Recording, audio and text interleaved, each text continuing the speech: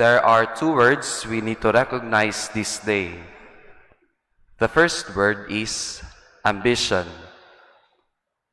The two disciples, through the intercession of their mother, wanted to sit at the right and at the left of Jesus Christ. Inambisyon nila na nasa pinakataas sila. Nakapantay nila si Jesus sa kanyang kaliwa at kanan. Literally, they wanted to be in the same position where Jesus is. But the second word that we need to really remember this day is mission. Jesus said, "Whoever wishes to be great among you shall be your servant." Gusto mong nasa itaas, magpakumbaba ka. Gusto mong nasaunan lagi, magpakahuli ka. Gusto mong katabi ang Diyos, tumabi ka sa Kanya sa landas ng krus.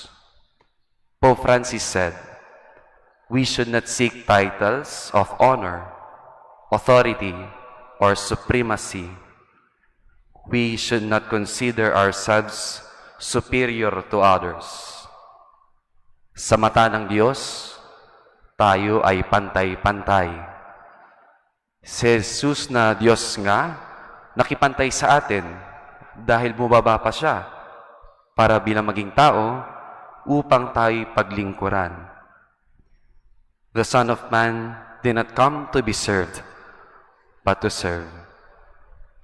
Two words, ambition and mission.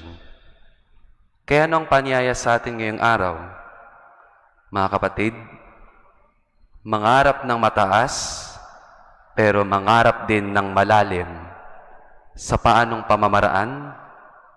Our ambition in this life is to do God's mission. Now in silence we pray. Almighty God, help us to serve one another as you have served, now and forever. Amen.